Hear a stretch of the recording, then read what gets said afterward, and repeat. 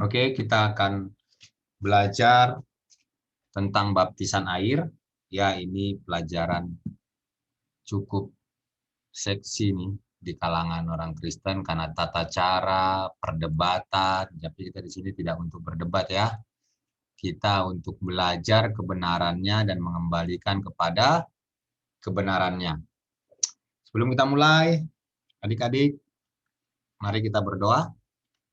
Bapa, kami bersyukur padamu untuk malam hari ini kami berkumpul. Terima kasih untuk doa syafaat, pujian penyembahan yang bisa kami naikkan.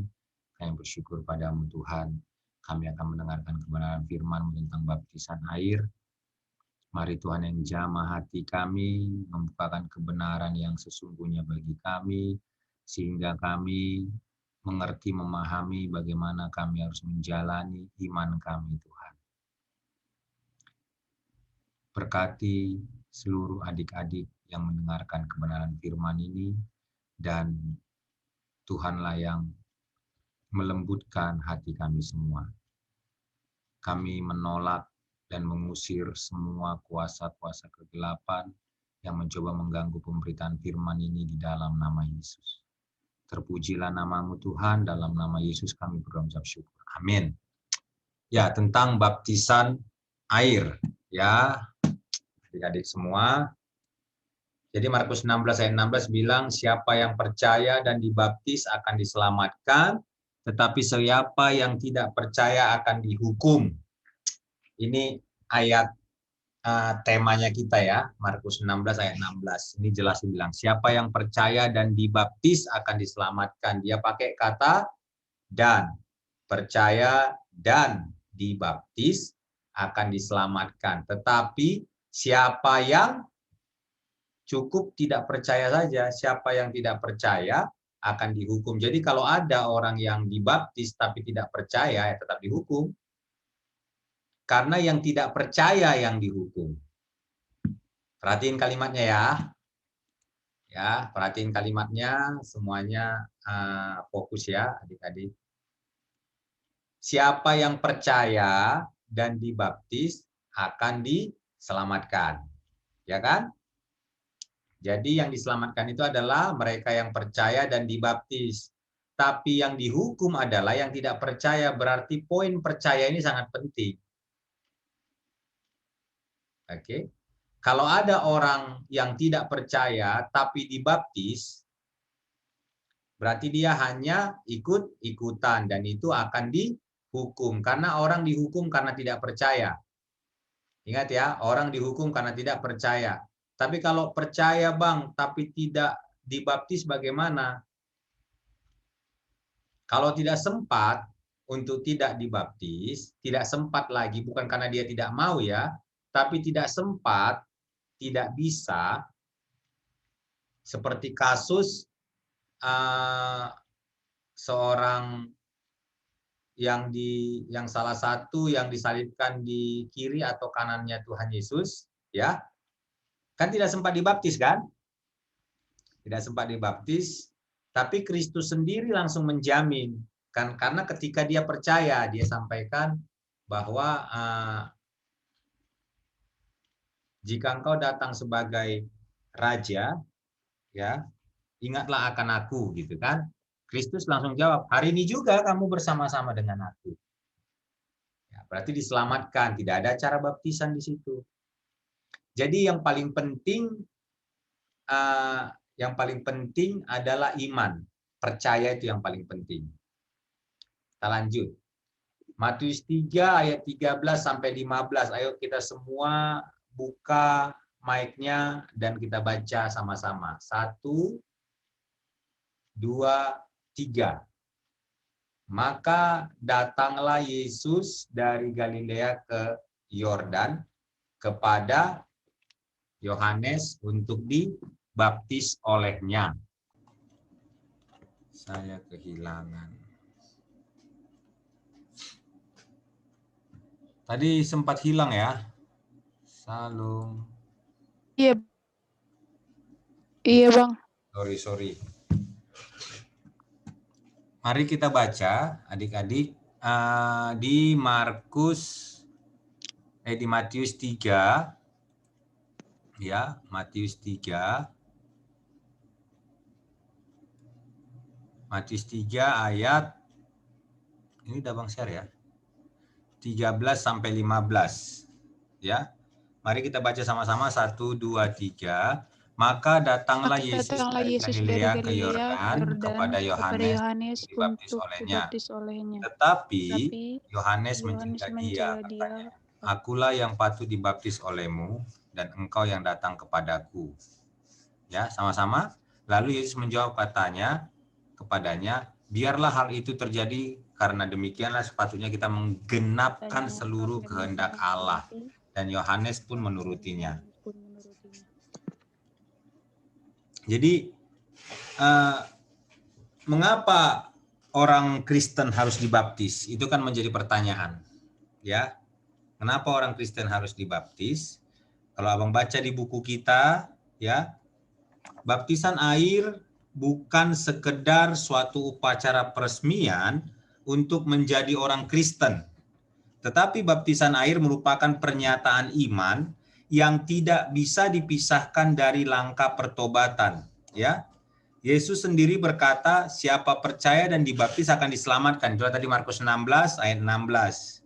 Jadi langkah-langkah yang Tuhan ajarkan adalah percaya dulu, kemudian baru dibaptis.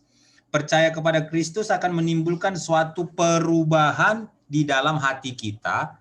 Sedangkan tindakan memberi diri untuk dibaptis dengan air merupakan suatu tindakan lahiriah untuk menunjukkan ketaatan kita pada perintahnya. Abang ulang. Sepertinya Abang harus. Oke, silakan ya. Jadi Abang ulang ini. Silakan dicatat. Percaya kepada Kristus akan menimbulkan suatu perubahan di dalam hati kita. Ya, di dalam hati kita. Sedangkan tindakan memberi diri untuk dibaptis dengan air merupakan tindakan lahiriah untuk menunjukkan ketaatan kita pada perintahnya. Ya. Jadi apakah alasan ya yang diberikan Yesus sendiri agar ia juga dibaptis? Apa alasannya? Ini di Matius 3 ayat 15 jelas ya alasan Tuhan Yesus. Apa alasannya? Biarlah hal itu terjadi karena demikianlah sepatutnya kita menggenapkan kehendak Allah. Tadi dibilangkan baptisan itu adalah baptisan karena pertobatan. Oke. Terus apakah Yesus dibaptis untuk menunjukkan bahwa Yesus bertobat? Bertobat dari mana Yesus? Yesus saja tidak berdosa. Ya. Apa alasan Yesus agar apa alasan Yesus dibaptis? Padahal baptis itu adalah untuk menunjukkan tanda pertobatan. Maka Alkitab mencatat bahwa alasan tertinggi kenapa seseorang harus menjalankan baptisan, kalau kita meneladani Yesus, adalah untuk menggenapkan seluruh kehendak Allah.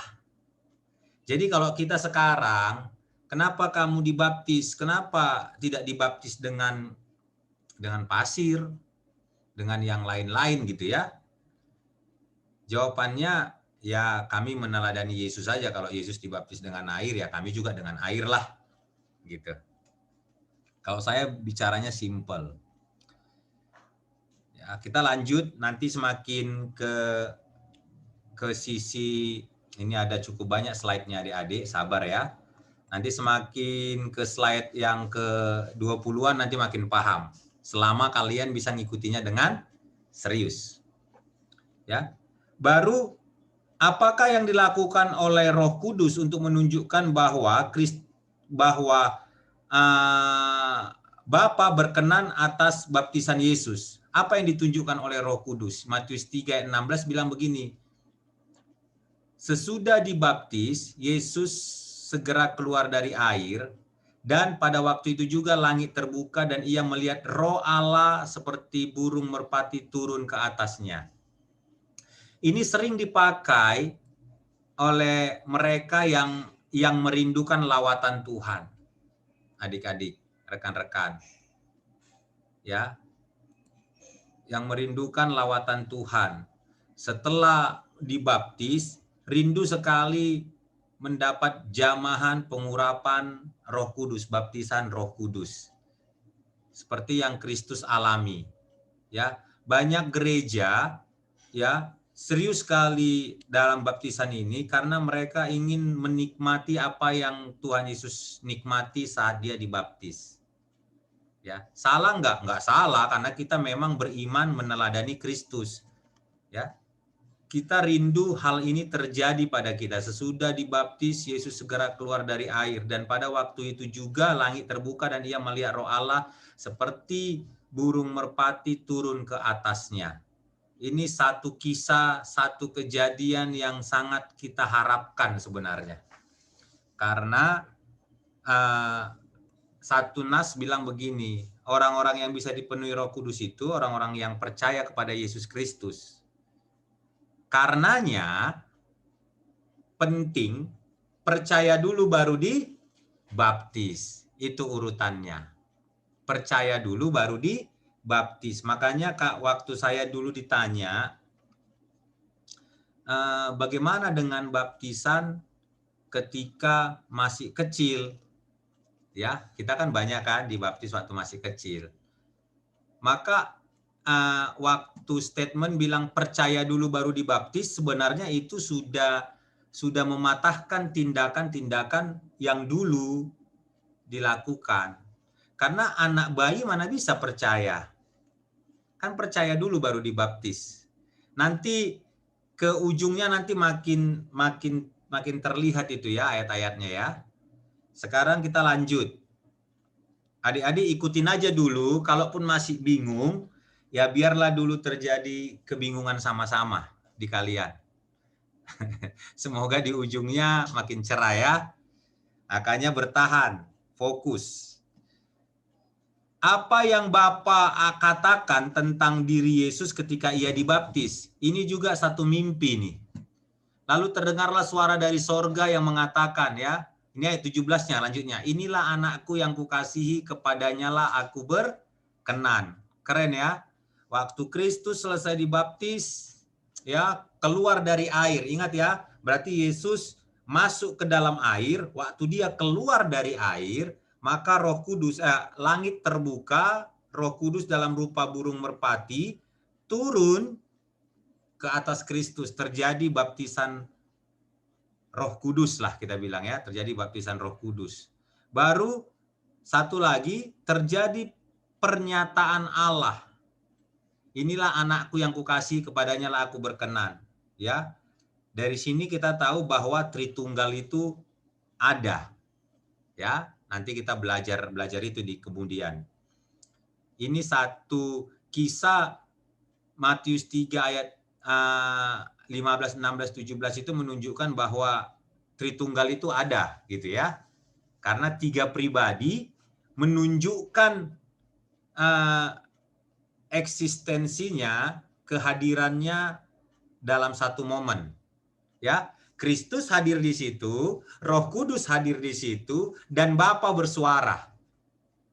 Itu satu kisah yang menunjukkan bahwa Tritunggal itulah Allah kita, Tritunggal. Dan ini sampai sekarang belum bisa disimpulkan dengan matang seperti apa Tritunggal itu, karena memang sedikit tentang Tritunggal, karena memang itu apa ya, nggak bisa dengan tepat bahasa manusia menggambarkan Tritunggal itu.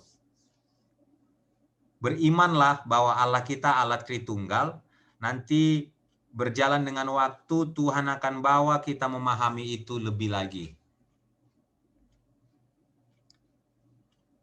Maka sekarang pertanyaan, siapakah yang harus dibaptis dan apa syaratnya? Itu kan? Semua orang percaya harus dibaptis dengan air. Nih. Ya, silakan baca ini. Semua orang percaya harus dibaptis dengan air. Karena itulah kebenaran Tuhan yang harus digenapkan dalam kehidupan kita. Ya. Namun ada dua syarat. Lupa. Ada dua syarat yang harus dipenuhi terlebih dahulu. Sebelum seseorang dibaptis. Yang pertama, percaya bahwa Yesus adalah Tuhan. Yang kedua, bertobat dari dosa-dosanya. Jadi baptisan itu bukan sekedar untuk dapat suratnya baru bisa nikah. Itu mah kalau yang seperti itu aja supaya dapat surat biar nikah, ya nggak perlu jadi Kristen sih. Ya. Kalau hanya baptis hanya untuk syarat untuk menikah, siapa yang harus dibaptis dan apa syaratnya? Ini ya. Perhatikan ya adik-adik, baptisan itu bertobat dari dosa-dosanya. Makanya ketika sampai pada poin ini, poin yang 2 ini, syarat baptisan ini kan tadi yang kata Matius kan, ini percaya dan dibaptis, ya. Percaya itu kan percaya kepada Yesus kan berarti bertobat. Ya kan? Adakah orang percaya, aku percaya kepada Yesus, tapi kalau bisa tetaplah aku jadi pencuri, berzina, boleh nggak ya? Kan nggak bisa. Percaya kepada Yesus harus diikuti dengan pertobatan, didahului dengan pertobatan, atau setelah itu pertobatan. Ya, tidak ada orang percaya kepada Yesus tapi tidak ingin bertobat. Maka kita katakan dia tidak percaya. Kenapa? Karena kalau percaya kepada Kristus, maka tindakan percaya itu adalah tindakan pertobatan. Kenapa kamu bertobat? Karena itu yang Tuhan inginkan aku lakukan. Kenapa kau ingin melakukan itu? Karena aku percaya kepada Tuhan. Kenapa kamu percaya? Karena dialah jalan keselamatan bagiku. Dia sudah mati bagiku. Oke. Jadi percaya ini nggak bisa dipisahkan dari pertobatan. Ada orang percaya tapi tidak bertobat. Kira-kira Bang, bisa nggak itu Bang? Maka kita simpulkan dia nggak percaya. Dan tidak perlu dia percaya gitu loh. Pernah dengar ayat ini kan? Iblis pun percaya bahwa Yesus Tuhan. Dan mereka gemetar. Tapi iblis nggak bertobat. Jadi kalau ada orang bilang, aku boleh nggak Bang percaya? Tapi bisa nggak Bang aku percaya kepada Kristus, tapi tidak usah bertobat? Ya kita tahu jenis yang seperti itu hanya ada pada iblis. Masa dia satu jenis? Ya. Coba sebentar ya adik-adik ya. Coba buka di ini, bentar ya. Ada Bang cari. Bentar.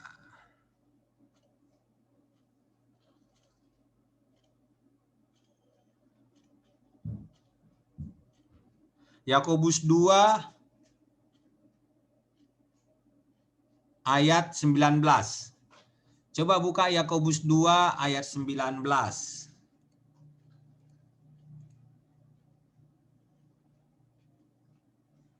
Ya, satu orang baca. Yakobus 2 ayat 19. Silakan satu orang baca, adik-adik. Yakobus 2 ayat 19. Demikian firman Tuhan, engkau percaya bahwa hanya ada satu Allah saja, itu baik, tetapi setan-setan pun juga percaya akan hal itu dan mereka gemetar.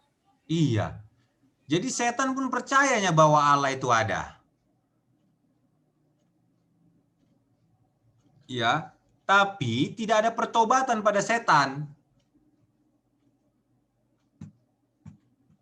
Karenanya percaya tanpa pertobatan itu nggak bisa. Rumusnya gagal. Jadi percaya itu, jadi rumusnya orang Kristen itu adalah percaya itu sudah include dia, sudah satu paket dengan pertobatan. Oke, jadi kalau ada mereka yang tidak bertobat, maka kita bisa langsung simpulkan. kamu berarti satu golongan, satu kategori sama setan, sama iblis. Karena apa? Setan pun percaya Allah itu ada. Sama seperti dirimu. Dan setan tidak bertobat. Ya sama seperti dirimu. Ah, gitulah jadinya kan, lucu. Oke ya. Untuk itu Abang harap clear. Ya, jadi ya adik-adik semua, ada 2 syarat yang harus dipenuhi terlebih dahulu sebelum seorang dibaptis. Percaya, karena kisah tadi bilang ya, percaya bahwa Yesus adalah Tuhan, berarti orang yang lahir baru yang dibaptis ya. Orang yang lahir baru. Yang kedua, bertobat. Mana dasar ayatnya? Ini. Percaya dan dibaptis. Nanti banyak lagi ya dasar ayatnya. Ya, percaya dan dibaptis. Itu 2 tindakan. Oke. Matius 28 ya. Ayat 19 sebutkan gini. Kepada siapa Yesus menyuruh murid-muridnya untuk menyebarkan berita ini? Ya. Kepada siapa Yesus menyuruh murid-muridnya menyebarkan berita tentang baptis? Kepada semua bangsa. Jadi siapakah yang harus dibaptis? Semua bangsa, semua suku bangsa, semua orang harus dibaptis. Karena perintahnya begitu, karena itu pergilah, jadikanlah semua bangsa muridku dan baptislah mereka. Berarti semua bangsa dijadikan dulu murid. Apa itu murid? Murid itu orang-orang percaya. Paham ya? Jadikanlah sebuah bangsa muridku, selalu dia di depan dulu percaya. Ya, murid itu ada orang-orang percaya dan baptislah mereka dalam nama Bapa, Anak dan Roh Kudus. Oke. Jadi kita bicara baptisan ini, kita berbicaranya berdasarkan ayat-ayat Alkitab ya, yang sederhana saja. Matius 28 ayat 19 katakan, pergilah ke semua bangsa, ya, dan kabarkan Injil. Ketika mereka percaya, mereka adalah murid-muridku. Dan baptislah mereka, berarti siapa yang harus dibaptis? Siapa yang harus mendapatkan baptisan? Sebenarnya baptisan itu harus ada juga pada semua bangsa. Semua bangsa harus dibaptis. Semua suku, kaum, bangsa, dan bahasa harus dibaptis. Karena itu perintah Tuhan. Ya, perintah Tuhan. Jadi kalau kita menginjili seseorang, maka setelah kita injili, kita ajari, kan kalau murid itu kan sudah diajarin. Ya, namanya juga murid kan, diajari. Jadi ketika dia sudah kita injili, dia menjadi orang percaya kepada Kristus, kita ajari, maka jangan lupa tindakan berikutnya bagi murid-murid kita adalah baptisan. Nangkap ya? Baptisan tindakan berikutnya. Dibaptis dalam nama Bapa, Anak, dan Roh Kudus. Nah, kan kita percaya bahwa ketika menuliskan ini, Matius ketika menuliskan ini pasti bukan asal-asalan di luar kata murid dari baptis kan? Ya, karena ada hikmat Allah yang bekerja di situ. Tidak ada kesalahan ketik, tidak ada kesalahan urutan di dalam Alkitab. Kita tahu Alkitab itu sempurna, itu firman Allah. Maka urutannya adalah murid. Murid itu adalah orang-orang percaya. Kalau nggak percaya nggak murid dibilang. Berarti orang-orang percaya diajarin kebenaran firman Tuhan. Ketika mereka mengerti kebenaran firman Tuhan, kepercayaan mereka semakin kuat, maka tindakan berikutnya adalah dibaptis. Jadi yang dibaptis itu siapa? Murid. Tangkap ya? Murid yang dibaptis.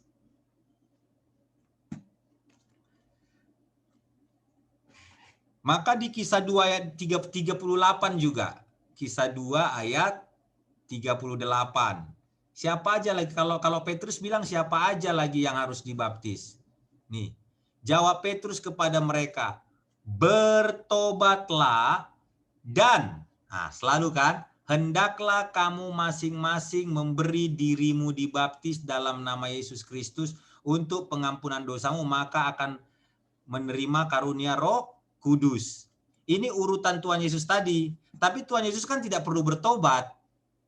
Mau bertobat dari mana? Ini kan untuk kita. Tapi urutannya ini tadi, adik-adik, dibaptis, baru menerima Roh Kudus, itu kan Kristus.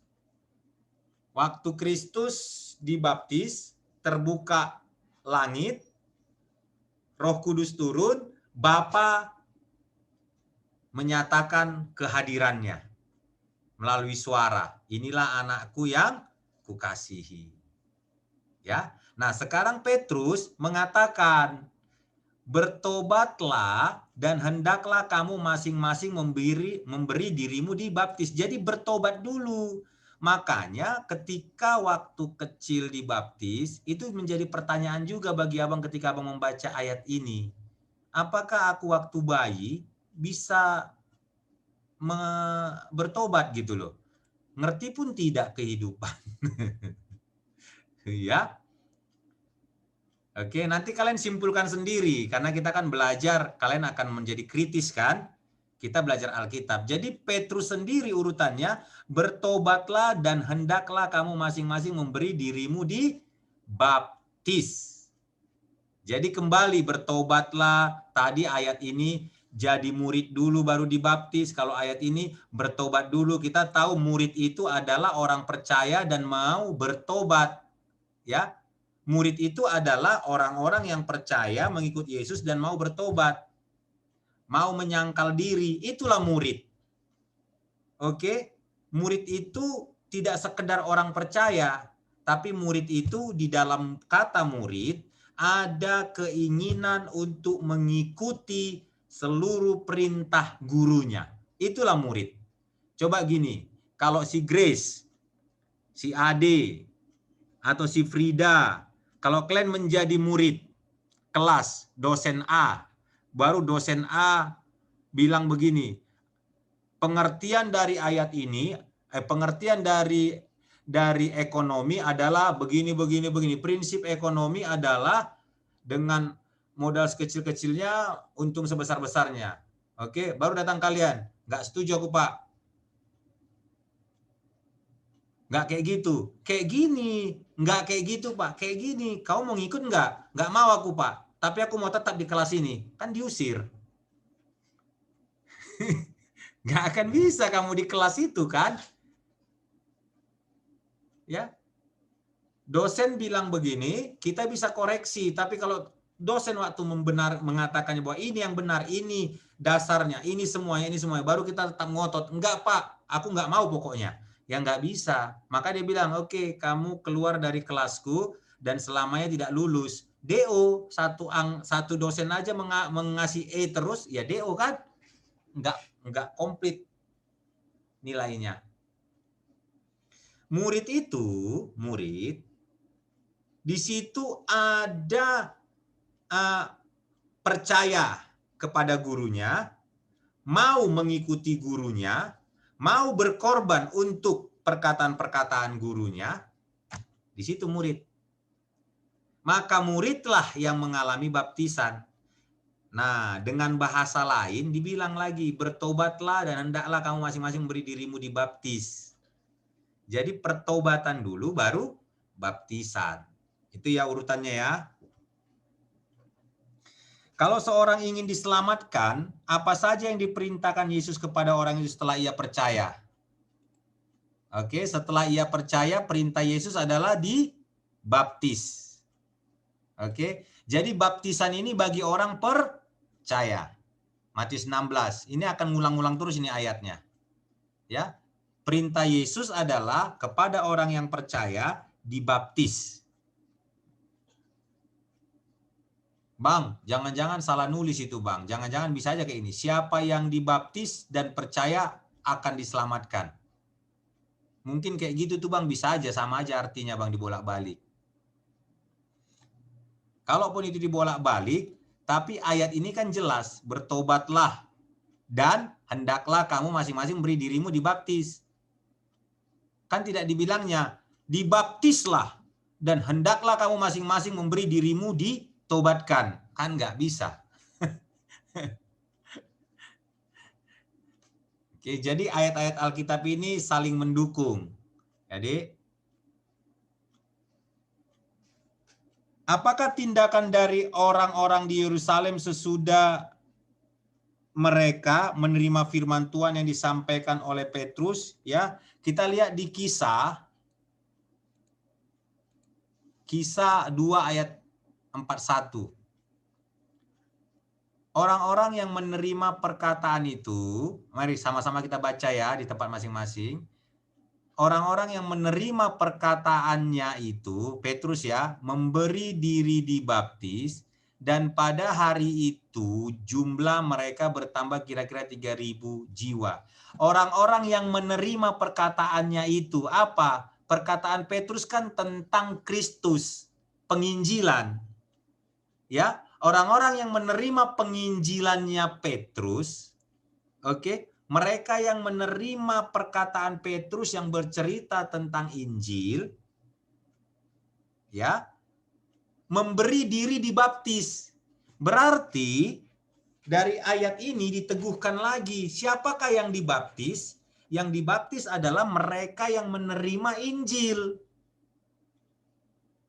Atau mereka yang lahir baru. Atau mereka yang sudah menjadi murid. Atau mereka yang merupakan orang-orang percaya.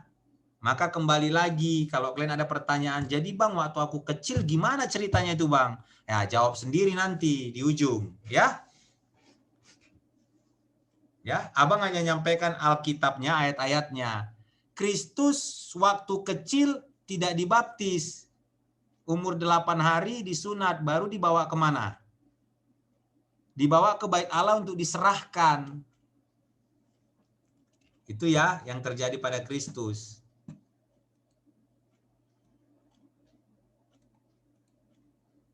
Baru kita baca apa yang dilakukan oleh orang-orang Samaria setelah mereka percaya kepada Injil yang diberitakan oleh Filipus. Ya, apa? Kisah 8 ayat 12 ini tentang Filipus yang ada di Samaria.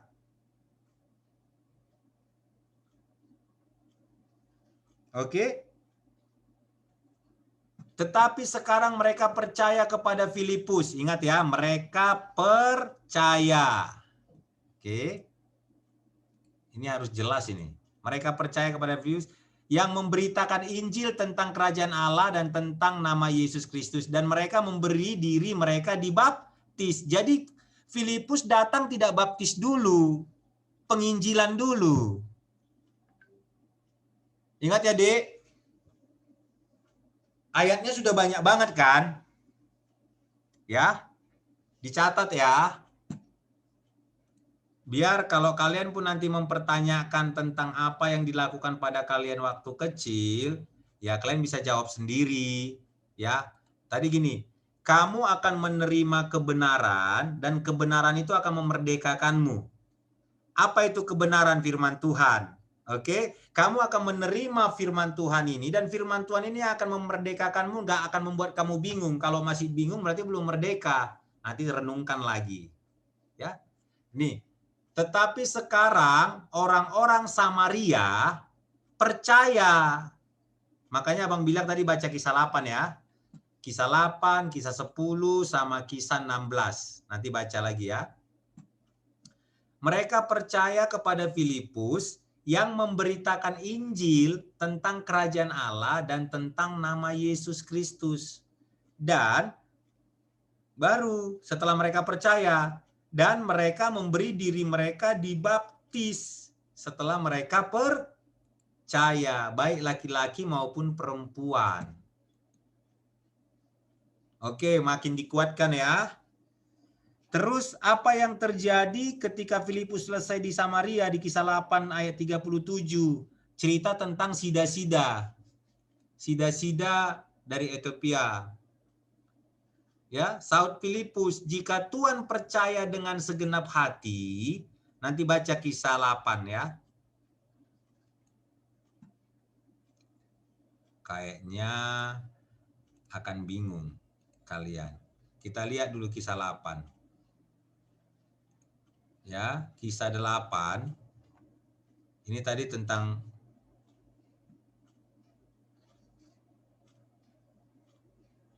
nih. Lalu ayat 29D. Lalu Roh Kudus, kata Roh Kudus kepada Filipus, pergilah ke situ dan dekatilah kereta itu. Kereta siapa? Kereta sida-sida ya.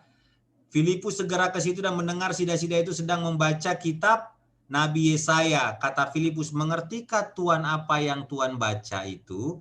Jawabnya, bagaimana aku dapat mengerti kalau tidak ada yang membimbing aku? Lalu ia meminta Filipus naik dan duduk di sampingnya. Ayat 32, nas yang dibacakan itu berbunyi seperti berikut. Seperti seekor domba yang dibawa ke pembantaian dan seperti anak domba yang keluh. Mana dia? Yang keluh di depan orang yang menggunting bulunya. Demikianlah ia tidak membuka mulutnya. Oke, dalam kehinaannya berlangsunglah hukumannya, siapakah yang menceritakan asal-usulnya, sebab nyawanya diambil dari bumi. Maka kata sida-sida itu kepada Filipus, aku bertanya kepadamu tentang siapakah Nabi berkata demikian, tentang dirinya sendiri atau tentang orang lain? Kata Filipus, maka mulailah Filipus berbicara dan bertolak dari nas itu yang memberitakan Injil. Lihat nih. Ya, apa yang dilakukan Filipus? Penginjilan dulu. Oke. Ayat 36. Mereka melanjutkan perjalanan mereka dan tiba di suatu tempat yang ada air. Lalu kata sida-sida itu, lihat di situ ada air. Apakah halangannya jika aku dibaptis? Berarti Filipus sudah cerita tentang Kristus. Dan dia percaya kepada Yesus. Maka dia bertanya, itu ada air itu. Apa halangannya untuk aku dibaptis? Maka Filipus tegaskan lagi.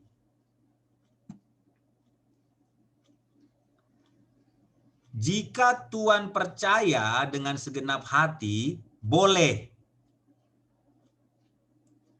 Ini pertanyaannya. Lihat, di situ ada air. Apakah halangannya jika aku dibaptis?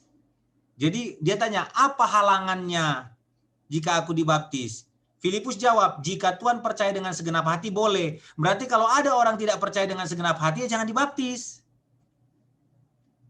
Nangkap kan? Jadi, baptisan itu bagi orang percaya.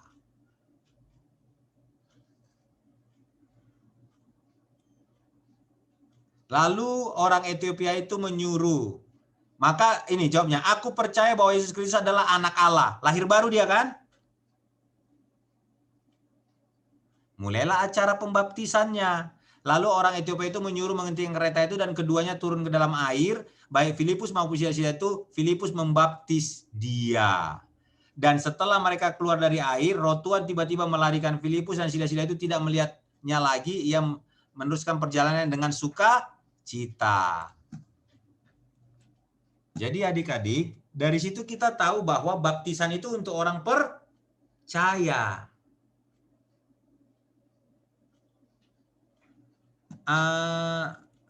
Kalau kalian misalnya lahir baru, kalau kalian punya orang tua Kristen, ya, ini abang mau lihat dulu wajah-wajahnya.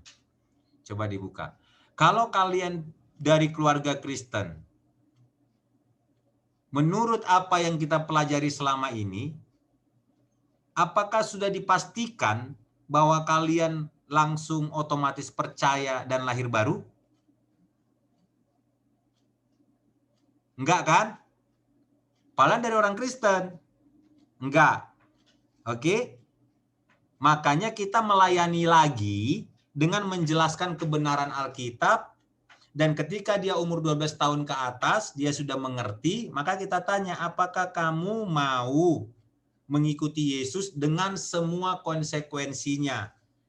Ikut Yesus dengan menyangkal diri, pikul salib, ikut Kristus. Nah, dia langsung jawab, iya. Kalau dia jawab iya, maka pada saat dia jawab iya itulah, dia percaya Yesus itulah, disitulah titik dia menjadi orang percaya. Nah, pertanyaan abang, sebelum titik ini, ke belakangnya kalau dia sudah dibaptis, bagaimana ceritanya?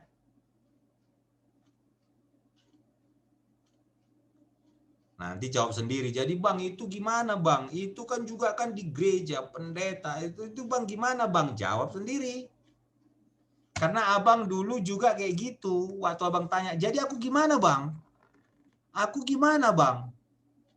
Beberapa yang abang tanya, jawaban senior-senior abang hanya gitu. Ya jawab sendiri, udah dijelaskan, masa mau dikasih lagi kesimpulannya. Jawab sendiri dan jalani. Nah gitu. Kamu akan menerima kebenaran dan kebenaran itu akan memerdekakanmu. Oke? Kita lanjut. Adik-adik semua, kita lanjut. Jadi abang ini posisinya hanya pingin menyampaikan kebenaran saja, ayat-ayat Alkitabnya. Nanti simpulkan masing-masing lah ya. Toh ini kan mahasiswa-mahasiswa cerdas, pintar, dan bergengsi. Hoi. Apa gitu hubungannya dengan gengsi? Udah?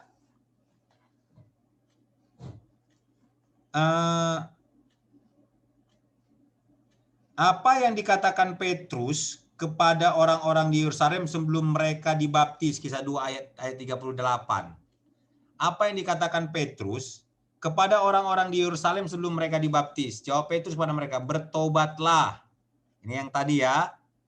Sebelum dibaptis bertobatlah dan hendaklah kamu masing-masing dirimu dibaptis. Jadi pertama-tama Petrus mengajarkan sebelum kamu dibaptis bertobat dulu. Filipus katakan, jika Tuhan percaya dengan segenap hati, ya boleh Tuhan dibaptis. Maka jawab Sida-Sida dengan tegas, aku percaya bahwa Yesus Kristus adalah anak Allah. Oke, turun kita, baptis kita. Oke, itu tadi ya. Petrus juga mengatakan begitu. Yesus juga di amanat akhirnya Markus 16 ayat 16 tadi juga bilangnya begini, ya, percaya dulu dan dibaptis. Oke. Apakah yang diperintahkan Yesus untuk dilakukan murid-muridnya sebelum mereka membaptis orang? Matius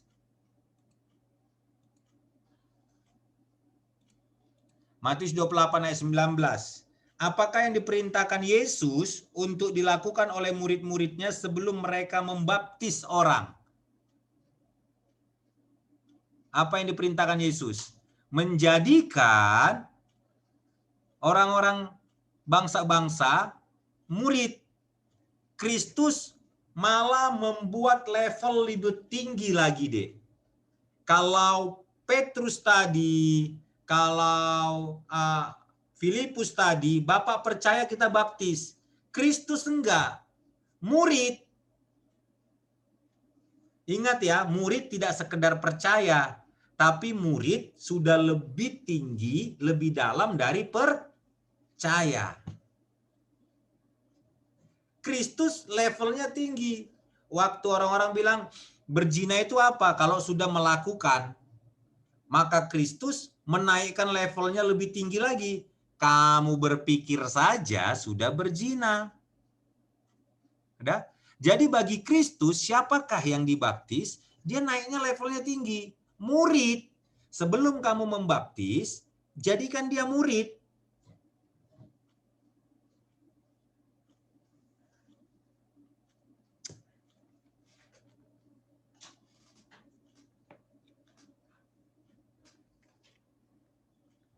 Oke. Jadi kita tidak ingin orang melakukan pembaptisan itu sekedar seremoni masuk ke kolam, diguyur air, kedinginan, pakai baju putih, dan wah, aku udah masuk surga. Nggak kayak gitu ceritanya. Tiap hari kalian masuk kolam renang, bisa tiap hari dibaptis. Ya, masuk kolam renang, ada bak yang besar, main-main di dalam bak, tenggelam, udah baptis, tenggelam, udah baptis. Nggak kayak gitu. Yang membuat baptisan itu penuh dengan hikmat, dengan makna, karena ngerti. Pengertian itu dulu yang penting. Itu maksudnya dari Alkitab. Mengerti kenapa kamu menjalani baptisan itu, acara baptis itu ngerti. Kenapa? Itu nanti ada ayatnya. Itu tanda, itu simbol, itu satu bentuk tindakan iman atas apa yang kamu percayai. Apa yang percaya itu? Kalau saya dibaptis, saya mati bersama dengan Kristus dan bangkit sebagai manusia baru. Itu kan nggak mungkin kamu dikubur, mati berarti harus ke kuburan ini ditanam. Kan nggak gitu. Maka air simbolnya. Kamu ditenggelamkan, sama seperti dikubur, ditenggelamkan, mati. Waktu keluar dari air itu, maka imanmu berkata, aku manusia baru. Mati bersama dengan Kristus, ini simbolnya. Kapan itu menjadi nyata, Bang? Nanti.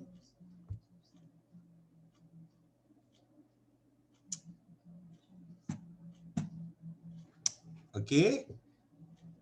Jadi makin jelas ya, kapan seseorang bisa dibaptis, ya. Apakah yang dilakukan oleh kepala penjara di Filipi beserta keluarganya setelah mereka percaya kepada pemberitaan Paulus? Ini satu kisah Paulus di dalam penjara, terjadi gempa, dan orang-orang kepala penjara itu pingin dia mau bunuh diri karena sudah lari tawanan. Tapi Paulus bilang, enggak usah bunuh diri, kami ada di sini kok. Ya, Kisah 16, cuman sayangnya semoga kalian udah baca, nanti baca ya kisahnya. Apa yang dilakukan oleh kepala penjara di Filipi beserta keluarganya setelah mereka percaya kepada pemberitaan Paulus? Kita baca ini. Kisah Para Rasul 16 ayat 32 sampai 33. Lalu mereka memberitakan firman Tuhan kepadanya dan kepada semua orang yang ada di rumahnya. Ini keluarga kepala penjara ya. Pembantunya, semua yang ada di situlah. Oke, mereka ini Paulus dan rekannya. Oke, pada jam itu juga kepala penjara itu membawa mereka dan membasuh bilurnya. Sekitar itu juga ia dan keluarganya memberi diri di baptis. Ya. Jadi setelah mereka memberitakan Injil, baru karena Petrus baru disiksakan sambil dia diobatin. Setelah mereka percaya, ya, maka Paulus sekitar itu juga keluarga itu pingin dibaptis, mau langsung menyatakan komitmen percayanya. Ingat, komitmen percayanya. Ya. Jadi ketika sudah diberitakan Injil, mereka menjadi orang percaya, sembari ya abang-abang bayangkan gini, sembari Petrus diobatin luka-lukanya, ya. Sembari diobatin, Paulus cerita. Paulus bercerita, maka selesai diobatin semuanya itu, kepala penjara ini bilang, kami percaya. Nah, gitulah ceritanya nih ya. Kami pinginlah dibaptis. Maka sekitar itu juga ia dan keluarganya memberi diri dibaptis. Jadi baptis itu tidak paksaan ya. Baptis kau. Perintah ini dari pimpinan, kau harus dibaptis baru kau bisa masuk kerja. Ketika gereja atau beberapa organisasi bilang syarat untuk menikah sudah dibaptis, maka mereka dibaptis untuk menikah. Nah, ini yang aneh jadinya. Palan dibaptis itu dengan kerelaan, dengan pengertian bahwa baptisan itu adalah tindakan dari dalam dirinya setelah dia percaya, setelah dia mengerti kebenaran bahwa tindakan baptisan ini adalah simbol, ya, simbol bahwa saya mati bersama dengan Kristus dan bangkit bersama dengan Kristus. Saya sudah putus hubungan dengan dunia ini dan saya sekarang milik Kristus. Itu, tapi karena dia ingin menikah, maka jadi pemikirannya, kenapa kamu dibaptis? Itu atong syarat asabui diberkati di gereja ini. Jadi baptisannya sudah lari, nggak ada ayatnya tadi kita baca kan. Ketika seorang pasangan itu mau menikah, maka mereka dibaptis dulu, kan nggak ada ayatnya. Harapan gereja, harapan organisasi gereja, ya, para gembala waktu menyusun syarat untuk menerima pemberkatan pernikahan adalah harus dibaptis dulu. Kerinduan gereja itu bagus. Agar apa? Agar orang ini sebelum menikah dia harus jadi orang percaya, agar sepadan, seimbang. Agar membangun rumah tangga sebagai orang yang percaya kepada Yesus. Tapi tanggapan calon pengantin, kenapa kamu dibaptis? Supaya bisa diberkati. Jadi nggak nyambung. Tujuan gereja dengan respon dari pengantin jadi nggak nyambung. Itu yang sering terjadi. Oke. Karenanya, mengertilah sekarang sebelum mau menikah. Sekarang lah ngertinya. Gitulah ceritanya ya. Nah, beruntunglah sekarang kita pemuritan sebelum kalian menikah.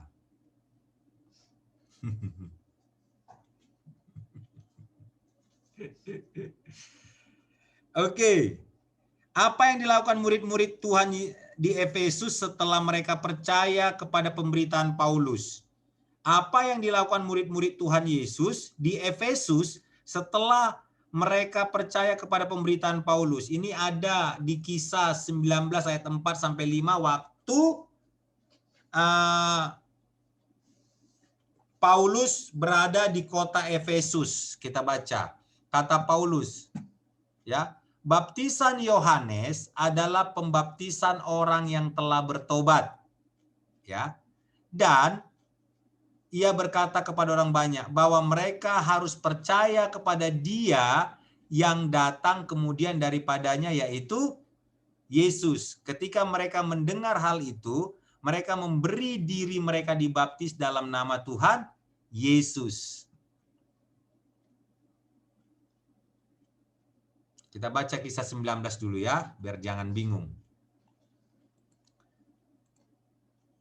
Kisah 19. Ketika, ini deh ya, biar jangan bingung. Oke. Ketika Apolos masih di Korintus, Paulus sudah menjelajah daerah-daerah pedalaman dan tiba di Efesus. Di situ didapati beberapa orang murid. Katanya kepada mereka, sudahkah kamu menerima Roh Kudus ketika kamu menjadi percaya? Akan tetapi mereka menjawab dia, belum, bahkan kami belum pernah mendengar bahwa ada Roh Kudus. Ya. Lalu kata Paulus kepada mereka, kalau begitu dengan baptisan manakah kamu dibaptis? Jawab mereka, dengan baptisan Yohanes. Ya. Kata Paulus, baptisan Yohanes adalah pembaptisan orang yang telah bertobat. Ngerti ya ini ya? Baptisan Yohanes. Pembaptisan yang kita lakukan ini, itu adalah pembaptisan orang yang telah bertobat. Jadi, makin diteguhkan Paulus di sini lagi bahwa yang bisa dibaptis itu adalah orang yang bertobat. Ya. Dan ia berkata kepada orang banyak bahwa mereka harus percaya kepada Dia yang kemudian daripadanya, yang datang padanya, yaitu Yesus. Ketika mereka mendengar hal itu, mereka memberi diri mereka dibaptis di dalam nama Yesus. Jadi mereka sudah bertobat dan mereka memberi diri mereka dibaptis di bawah nama di dalam nama Tuhan Yesus. Sebelumnya mereka dibaptis, ya di baptisan mereka dibaptis, tapi bukan memakai nama Yesus. Mereka dibaptis karena menunjukkan pertobatan mereka. Oke, maka Paulus menyampaikan kepada mereka tentang Injil Yesus Kristus. Dan mereka berkata, oke, kalau gitu kami maulah dibaptis lagi dalam nama Tuhan Yesus. Mereka yang sudah bertobat, memberi diri dibaptis, dibawa di dalam nama Tuhan Yesus. Dan ketika Paulus menumpangkan tangan ke atas mereka, turunlah Roh Kudus ke atas mereka dan mulailah mereka berkata-kata dalam bahasa roh dan bernubuat. Jadi, sebelumnya berarti Apolos dulu yang datang ke daerah ini. Apolos bercerita tentang apa? Bercerita tentang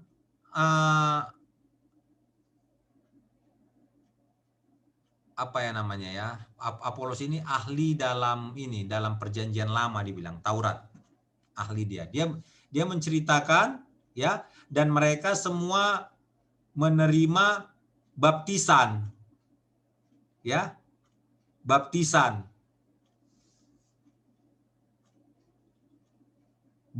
Yohanes dibilang di sini. Baptisan yang pergilah, jadikan semua bangsa muridku dan baptislah mereka. Itu baptisan pertobatan. Oke? Baptisan. Maka Paulus bertanya di atas, kamu sudah dibaptis dengan Roh Kudus enggak? Dan menerima Roh Kudus? Mendengar aja pun baru kami. Berarti Apolos tidak pernah menceritakan tentang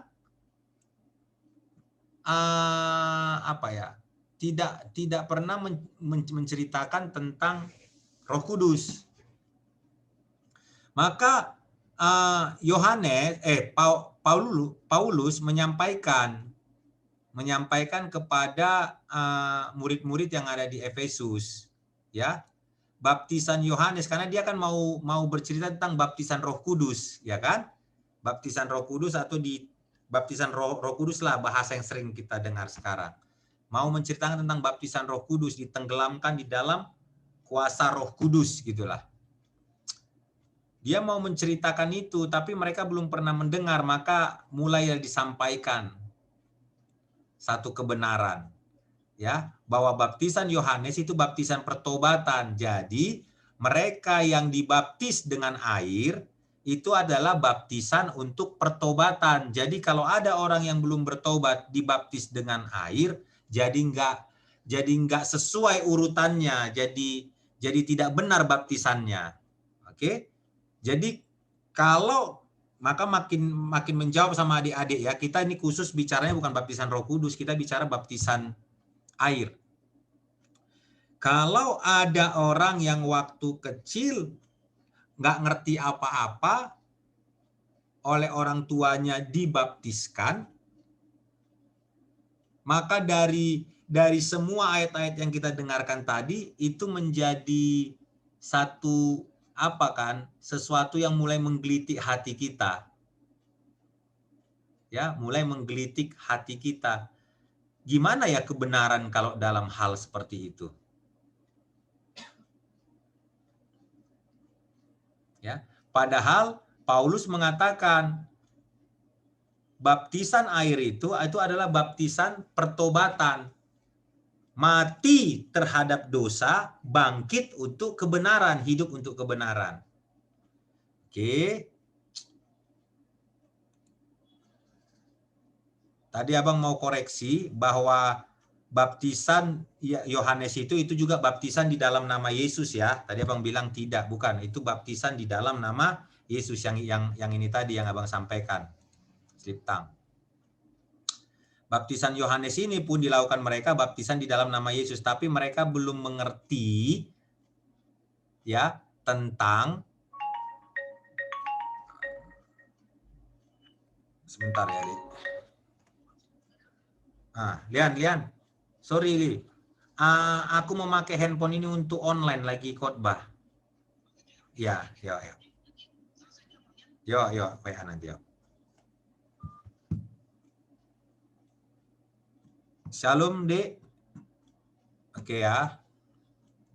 Jadi baptisan Yohanes adalah pembaptisan orang yang telah bertobat, ya. Bertobat, percaya kepada Kristus, mengalami pertobatan dan mereka dibaptis air.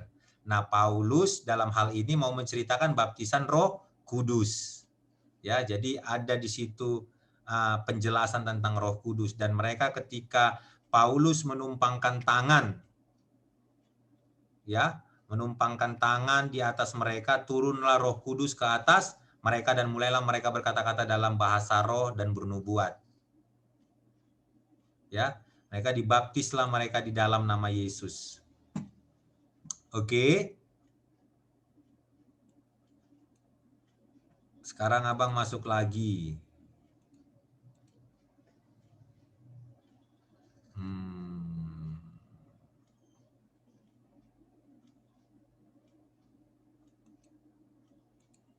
Wah, sedikit lagi waktu kita. Baru di ayat 3. Setelah ini ada satu kisah lagi, kisah 10 ayat 44 sampai 48. Ya, kisah Cornelius. Setelah Cornelius dan teman-temannya diselamatkan dan dipenuhi Roh Kudus, apa yang diperintahkan Petrus selanjutnya kepada mereka? Ini satu kisah yang unik deh.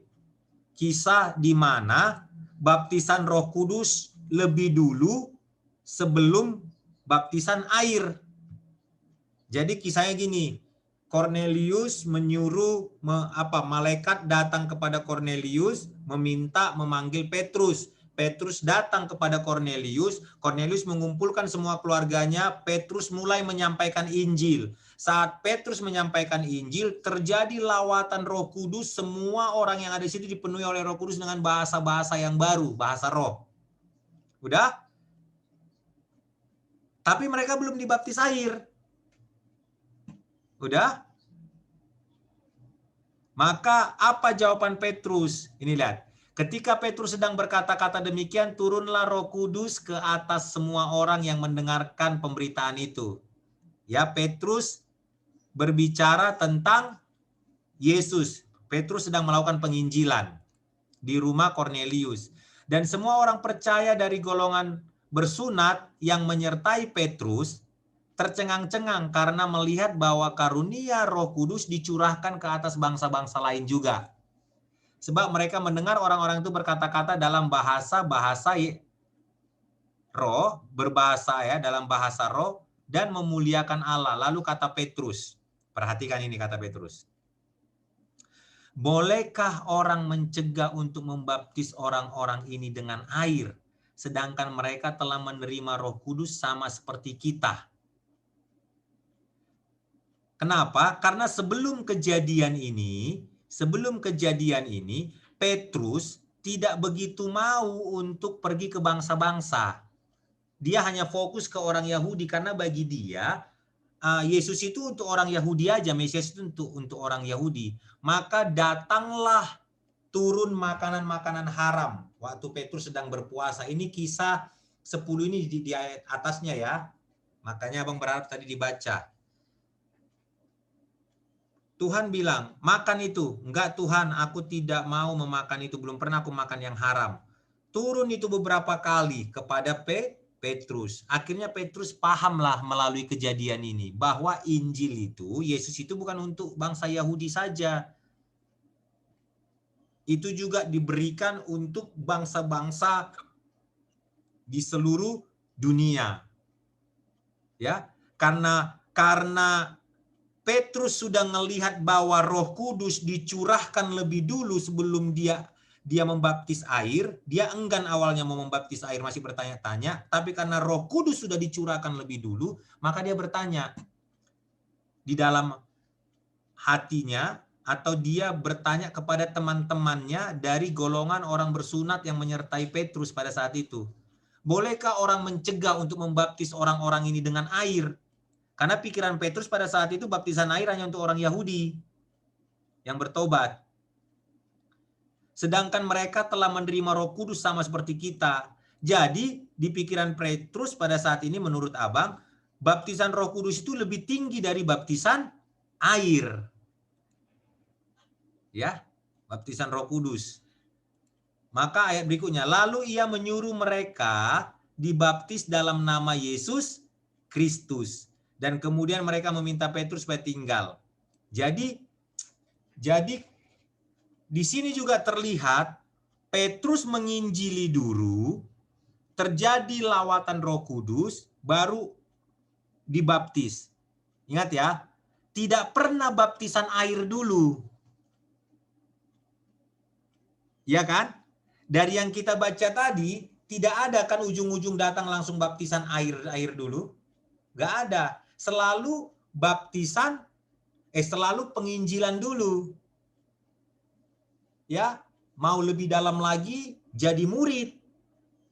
Setelah jadi murid, maka masuklah ke pembaptisan. Semoga semakin paham. Ya, adik-adik semoga semakin paham. Nah, sekarang makna baptisan. Ya, semoga makin fokus ya. Kita ada waktu 15 menit lagi. Jadi apa makna baptisan? Roma 6 ayat 3 sampai 4. Proklamasi kepada dunia bahwa kita tidak ada hubungan lagi dengan dunia. Coba baca Roma 6 ayat 3 sampai 4. Ade silakan baca.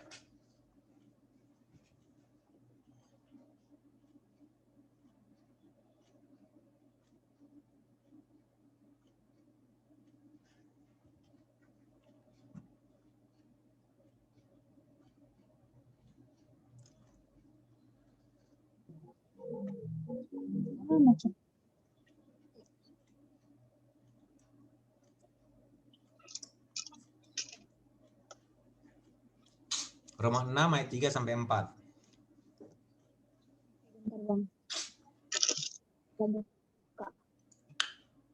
Roma 6 ayat 3 sampai kamu bahwa semua yang dalam nama Kristus telah dibaptis dalam dikuburkan bersama baptisan dalam kematian saya sama dengan Kristus telah dibangkitkan dari antara orang mati oleh kemuliaan Bapa. Demikian juga kita akan hidup dalam hidup yang baru. Iya. Atau tidak tahukah kamu bahwa kita semua yang telah dibaptis dalam Kristus telah dibaptis dalam kematiannya. Dengan demikian kita telah dikuburkan bersama-sama dengan Dia oleh baptisan dalam kematian supaya sama seperti Kristus telah dibangkitkan dari antara orang mati oleh kemuliaan Bapa. Demikian juga kita hidup dalam hidup yang baru. Jadi apa makna baptisan sebenarnya? Maknanya bahwa kita ada putus hubungan dengan dunia ini. Dan kita menjadi manusia baru yang hubungan kita dengan Kristus. Baru pertanyaan kita, Bang, tapi aku kan masih hidup di dunia, Bang. Iya, makanya dibilang maknanya. Pengertian. Jadi kamu bisa deklarasikan, aku tidak ada hubungan lagi dengan dunia ini. Sekalipun aku hidup di dunia ini, aku tidak dari dunia ini. Aku dari sorga, rumahku di sorga. Ya, rumahku di sorga. Makanya Tuhan bilang, aku tidak boleh mengumpulkan harta di bumi, karena ngengak dan karat ada di sini. Aku harus mengumpulkan hartaku di sorga. Tidak ada pencuri di sana. Aman hartaku di sana. Dan Tuhan juga bilang, jangan pikirkan lagi hal-hal dunia ini, pikirkanlah hal-hal yang di atas kerajaan sorga, di mana Allah ada, di mana Bapa ada. Pikirkan hal-hal itu. Bahkan Tuhan juga mengajarkan aku untuk mencari kerajaan sorga dan kebenarannya.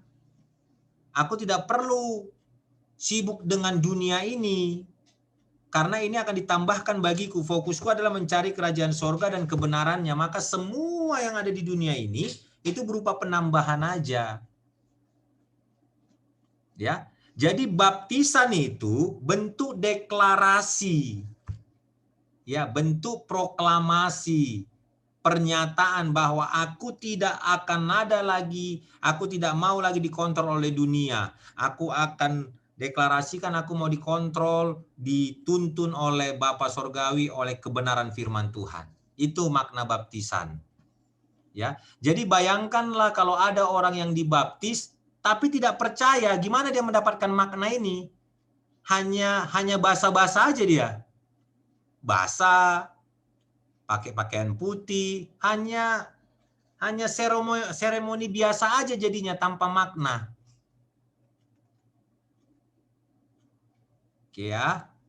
Baru yang kedua, pengakuan kepada gereja sebagai tubuh Kristus bahwa kita adalah bagian darinya. Ya ini kan, makanya ada suratnya bahwa kita bagian dari tubuh Kristus itu. Oke. Di 1 Korintus 15 ayat 3 sampai 4 itu pengertiannya adalah pengakuan kepada sorga bahwa kita percaya akan kematian dan kebangkitan Yesus. 1 Korintus 15 ayat 3 sampai 4. Kita baca. Silakan Frida baca 1 Korintus 15 ayat 3 sampai 4. Ini dia.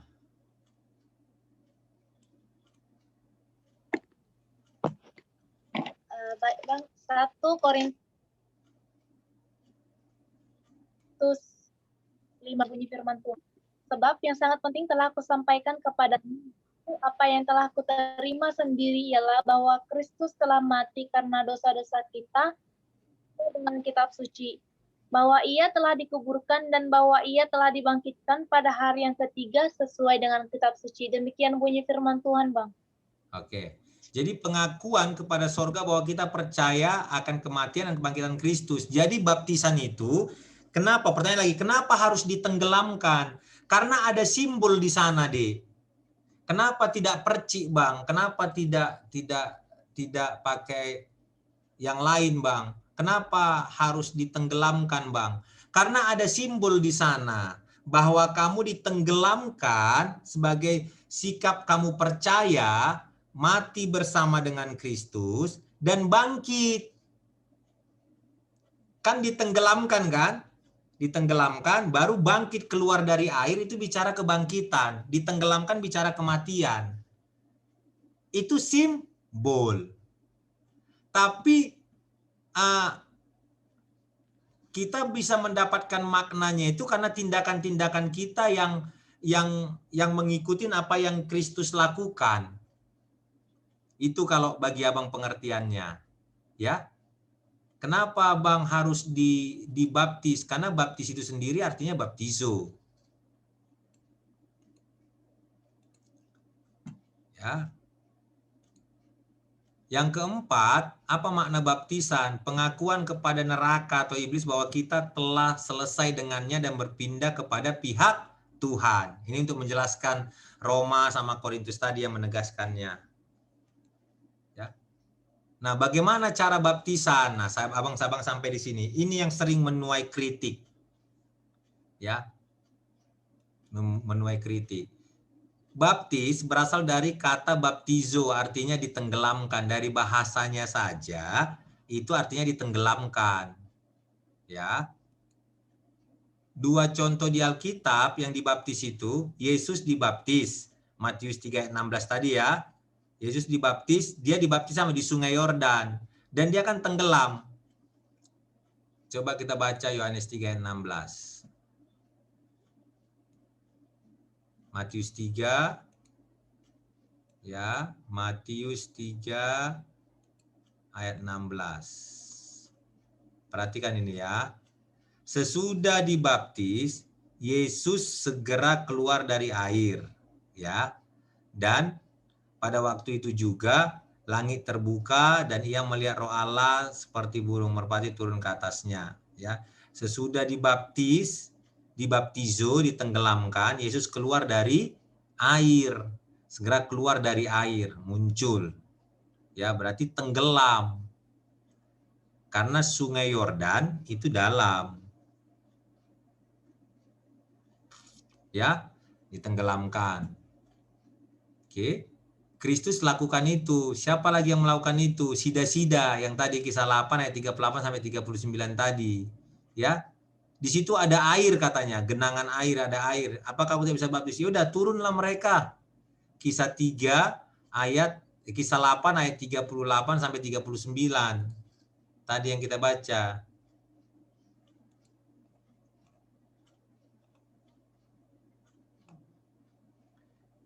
Lalu kata orang Ethiopia itu, ia menyuruh menghentikan kereta itu, dan keduanya turun ke dalam air, baik Filipus maupun sida-sida itu, dan Filipus membaptis dia.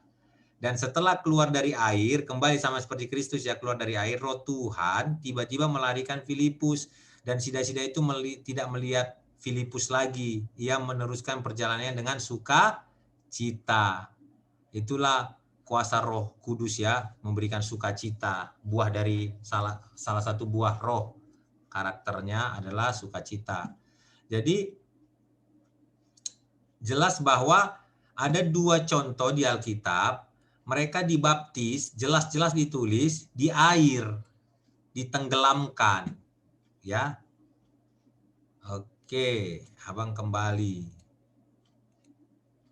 Ya, dua contoh di Alkitab. Nah, sekarang pertanyaan bagaimana kehidupan setelah pembaptisan? Nah, ini yang penting, Dek. Ini yang penting. Tadi itu seremoni semuanya. Tadi itu tindakan-tindakan imam baptis. Ya, Bang. Seberapa penting kita harus dibaptis di sungai, di kolam, atau di bak supaya kita tenggelam? Itu satu tindakan iman bahwa kita mau mengikuti apa ya namanya kalau Abang bilang, apa yang Kristus lakukan. Kristus lakukannya di sungai, ya udah dibaptis di situ. Banyak sekarang kan ada orang pergi ke sungai. Bahkan gereja-gereja Pantekosta juga sama yang lain sudah membuat kolam baptisan. Ada di panggung itu kolam baptisan. Kalau nggak dipakai dia tutup. Ya, kalau lagi mau dipakai dia isi air kan, ada kolam baptisan. Kenapa harus sampai repot-repot begitu? Karena pingin jemaat itu mendapatkan maknanya, ditenggelamkan dan dibangkitkan. Sebenarnya apa yang lebih penting dari tindakan itu? Sebenarnya yang paling penting adalah dibaptis, namanya itu atas dasar apa dibaptis? Kenapa Paulus sampai membaptis ulang lagi jemaat di Efesus? Kamu dibaptis dengan apa? Saya dibaptis, sudah dibaptis, tapi maka Paulus bilang baptisan Yohanes itu baptisan pertobatan. Maka ayat berikutnya mereka dibaptis lagi di dalam nama Yesus. Yang paling penting dari baptis ini adalah dengan nama siapa dia dibaptis. Kalau Abang ditanya, Bang, seberapa penting Bang antara ditenggelamkan, baru dipercik, pakai bendera, kalau di padang gurun ya karena nggak ada air ya pakai pasir lah kali ya Bang ya. Atau seberapa penting sih tools-tools itu Bang? Bagi Abang adalah itu selama dia mengerti konsep baptisan itu, ya pakai seperti apapun ya silahkan. Bagi Abang ya silahkan. Hanya yang paling penting adalah Bang kalau percik, kalau air aja Bang depan gereja, kalau bagi Abang dibilang nggak masalah. Karena yang berkuasa itu bukan airnya, bukan itunya, bukan. Yang berkuasa itu namanya. Nama Bapa, Putra, dan Roh Kudus. Nama itu yang berkuasa, bukan air. Air banyak di mana-mana. Tiap hari kalian tenggelam kalau berenang. Tapi kan tidak setiap berenang pakai nama Bapa, Putra, dan Roh Kudus kan? Hanya waktu baptis kan? Jadi yang paling penting adalah apa kalau bagi Abang ya? Yang paling penting apanya Bang? Yang paling penting itu adalah nama, atas nama siapa, di dalam nama siapa seremoni itu. Kegiatan itu di dalam nama Bapa, Putra, dan Roh Kudus. Makanya Paulus tadi harus membaptis ulang jemaat di Efesus. Dan mereka akhirnya dibaptis dalam nama Yesus. Maka ketika dibaptis dalam nama Yesus, terjadi mujizat. Mereka berbahasa baru, mereka mendapatkan baptisan Roh Kudus malah. Oke. Baru, apalagi yang penting Bang? Yang penting urutannya, bertobat dulu, percaya dulu, baru dibaptis. Jangan dibalik. Ngerti ya? Kalau bisa ke sungai, ya pergilah ke sungai. Malas Bang, itu udah satu karakter apa? Karakter salah. Biar simple Bang, biar simple, kan hanya nama Bang, biar simple. Berarti itu nggak mau capek. Kalau nggak ada lagi air, kolam, kamu pengen dibaptis, sudah di UGD, gitu kan? Sudah di UGD. Saya percaya, sudah napasnya sudah di sini, jangan dibawa ke kolam. Sudah di UGD pakai infus, oke. Karena Alkitab bilang harus baptizo, ditenggelamkan, kutenggelamkanlah kau. Diminumnya air. Dia aja sudah napas satu-satu. Udah gitu. Dibawa lagi ke kolam. Maka di situ air begini tidak ada pun air, hanya air tetesan dikit aja pun, ku baptis engkau dalam nama Bapa, Putra dan Roh Kudus. Itu udah baptisan bagi abang. Keyakinan abang. Ya. Namanya yang penting, tapi jangan begini, masih sehat, energi, main ke kolam gampang, tapi ketika bicara baptisan udah di sini aja lah biar simpel-simpel, akan bukan karena kolam, karena namanya sini aja. Itu bagi abang itu prinsip yang salah gitu loh. Masih punya kaki, bisa pergi ke sungai, bisa diapa, ya pergilah. Lakukanlah. Jangan karena malas. Ngerti kan? Sekarang kan? Ini abang-abang mau lihat dulu. Mengerti kan kalian? Bahwa jangan nanti kalian tidak sah baptisnya Bang. Kenapa? Hanya diginiin aja pakai air dikit Bang. Di mana dibaptisnya? Di UGD Bang. IGD. Instalasi gawat darurat. Ya jelaslah orangnya sudah mau mati. Tapi dia percaya dan pingin dia dibaptis sebelum dia menghadap Tuhan.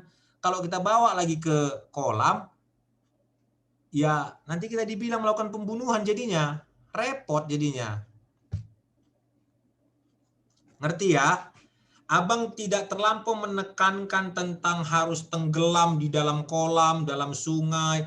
Caranya nggak terlampau abang tekankan. Tapi jangan abaikan cara karena kemalasan. Itu nggak bagus.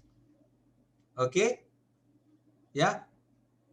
Kalau bisa ada sungai, bisa diusahakan, ada kolam, bisa diusahakan untuk membuat seperti Kristus, yaitu baptizo benar-benar, ya dilakukan kayak gitu.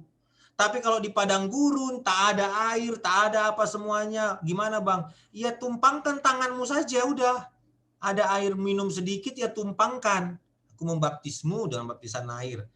Bagi Abang nggak jadi masalah, karena memang begitu situasinya. Yang paling penting kan pengertian dia tadi, bahwa dia sudah murid, mengerti dia. Makanya ada PA pembaptisan 2-3 kali. Yang paling penting itu ya, yang paling penting adalah pengertian. Agar bisa memaknai baptisan itu, dan setelah baptisan dia bisa hidup dalam pertobatan. Yuk kita lanjut kemari. Roma 6 ayat 4 tadi ya yang dari baca. Dengan demikian kita telah dikuburkan bersama-sama dengan dia oleh baptisan dalam kematian. Ya, ini cerita tentang bagaimana kehidupan setelah pembaptisan ya. Supaya sama seperti itu setelah dibangkitkan dari antara orang mati oleh kemuliaan Bapa, demikian juga kita akan hidup dalam hidup yang baru. Jadi setelah dibaptis, yang paling penting apa? Dia mengerti dan dia hidup baru. Jauh lebih baik dibaptis dengan baptis percik, tapi kehidupannya hidup baru, hidup mengikuti firman Tuhan, daripada dicari sungai, bahkan dibaptisnya di sungai Yordan, di Israel sana, tapi setelah dari sana korupsi. Akan repot kayak gitu deh. Nggak mengalami pertobatan. Baru Kolose 2 ayat 11 sampai 12. Bagaimana ya kehidupan setelah pembaptisan?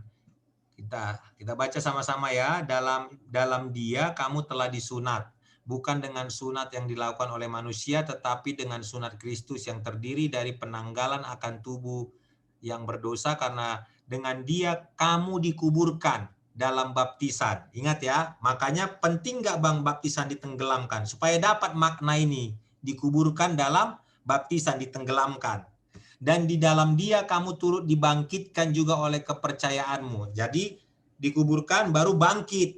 Keluar dari air. Air itu berbicara kebangkitan. Itu simbol.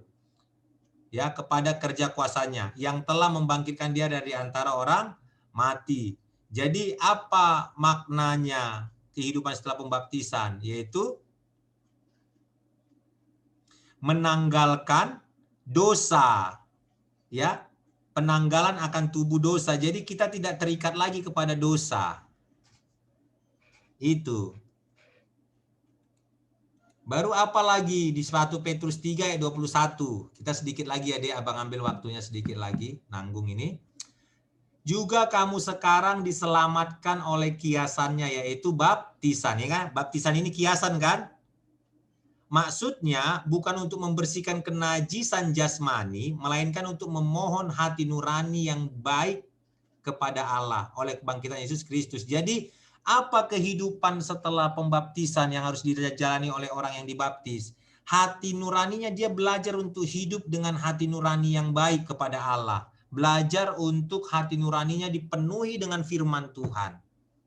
Di sini dibilang kok, kamu sekarang diselamatkan oleh kiasannya, yaitu baptisan. Baptisan itu berarti kan dikubur bersama dengan Kristus, bangkit keluar dari air itu bangkit bersama dengan Kristus. Tapi itu kiasan. Pengertiannya yang penting. Oke, jadi kalau adik-adik di sini, Bang, jadi kami gimana Bang? Kami perlu dibaptis lagi nggak Bang? Jawab sendiri lah ya. Kemarin Abang menjawab sendiri soalnya tahun 99. Ya, Abang jawab sendiri. Dan Abang lakukan sendiri. Pasti kalian sudah tahu kan? Ya, sudah sama pintar kita waktu itu. Kisah 8 ayat 39. Dan setelah mereka keluar dari air, Roh Tuhan tiba-tiba melarikan Filipus dan sida-sida itu dan tidak melihat lagi. Ia meneruskan perjalanan dengan sukacita. Terus apa yang didapat kehidupan setelah baptisan? Hidup dengan sukacita, jangan pundung, jangan merenung, merasa sedih, merasa tidak berguna. Enggak. Kamu hidup dengan sukacita. Jadi kalau ada orang dibaptis hidupnya masih penuh dengan kemurungan, terus kayaknya dia nggak mengerti arti kata baptisan. Ini yang terakhir, Matius 28 ayat 20.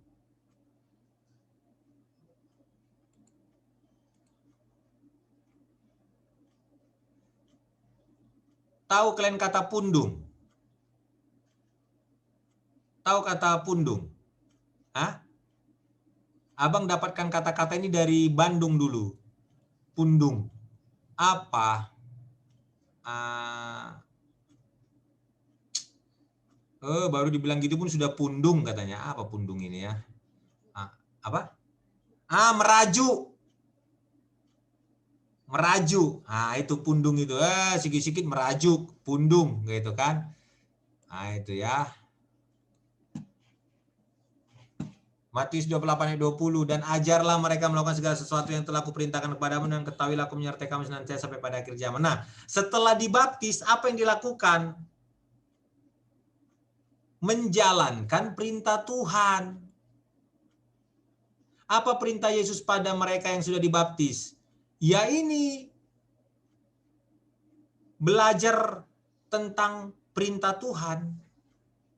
Jadi ada orang dibaptis, setelah itu udah beres. Yang penting aku udah masuk surga, aku udah dibaptis. Terus tindakanmu nggak perlu baca Alkitab, dia nggak mau baca Alkitab, nggak mau mengerti firman Tuhan. Ada yang salah itu pengertian dia dibaptis. Makanya baptisan itu bukan acara main-main. Baptis, keren, foto-foto, masukkan ke Facebook. Ini baju putih-putih. Aduh, nggak kayak gitu. Nggak dapat dia maknanya, simbolnya, artinya, pengertiannya nggak dapat. Padahal pengertiannya apa? Setelah dibaptis harusnya makin sungguh-sungguh mengikut Tuhan. Karena sudah tidak ada lagi hubungan dengan dunia, gitulah ceritanya ya. Ini juga prinsip hidup yang apa yang kita miliki setelah dibaptis. Galatia 3 ayat 27-28. Ayo baca sama-sama yuk. Masing-masing. 1, 2, 3. Karena kamu semua yang dibaptis dalam Kristus telah mengenakan Kristus. Dalam hal ini tidak ada orang Yahudi atau orang Yunani, tidak ada hamba atau orang merdeka, tidak ada laki-laki atau perempuan. Karena kamu semua adalah satu di dalam Kristus Yesus. Jadi prinsip hidup yang kita miliki setelah dibaptis adalah apa? Kita satu di dalam Kristus Yesus. Jangan ada perbeda-bedaan. Ini lucunya gini deh. Kamu dibaptis perci, kamu dibaptis selam, kamu dibaptis pakai bendera, kamu dibaptis ini. Udah kita beda-beda kita jadi berantam. Ya nggak tercapai arti kata baptis. Padahal Galatia 3 27-28 ya, karena kamu semua yang dibaptis dalam Kristus telah mengenakan Kristus. Jadi kita yang dibaptis itu setelah dibaptis prinsipnya apa? Prinsipnya pertama, kita ini mengenakan Kristus. Oke. Dan kita ini secara bersama-sama karena kita sama-sama dibaptis di dalam nama Bapa, Putra dan Roh Kudus, ya, baptis pertobatan, maka kita berada di dalam satu naungan yang sama, kita berada di dalam satu tubuh yang sama, yaitu tubuh Kristus. Jadi nggak ada lagi perbedaan harusnya. Makanya jangan sibuk di cara baptis. Oke ya, abang sampai ke sini. Habis. Jangan sibuk di cara baptis. Mau caranya, bang gerejaku pakai caranya perci. Bang gerejaku pakai caranya disemprot. Pakai pipa. Brrr, gitu kan. Ambil pemadam kebakaran bang. Ya. Bang aku caranya pakai bendera bang. Bendera dikibarkan. Itu baptis waktu zaman perang diikutin terus. Bang, kami caranya rame-rame datang ke apa bang? Ke sungai bang. Setelah dibaptis lebih lama lagi kami tenggelamnya bang. Kenapa? Iya bang. Karena habis dibaptis kami nggak langsung ganti pakaian, main-main dulu, mandi-mandi, foto-foto bang. Kebersamaan bang. Entah apapun caranya, mengertilah arti kenapa baptis itu. Itu hanya kiasan. Tapi itu harus dilakukan. Kenapa? Karena itu bentuk tindakan iman.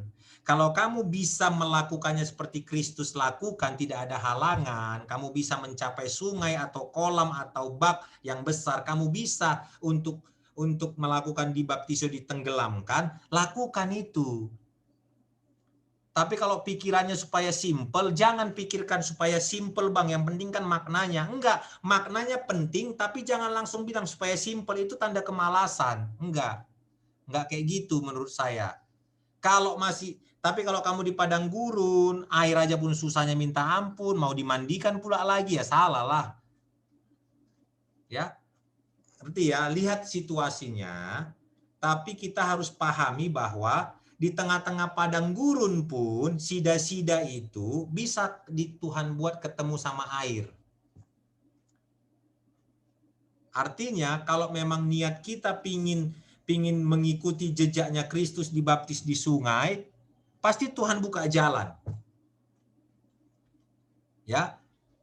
Yang paling penting sekali lagi abang bilang makna baptisan itu. Pengertiannya kehidupan setelah dibaptis, pertobatan. Urutannya bertobat dulu, percaya dulu, bertobat, baru dibaptis. Jangan dibalik.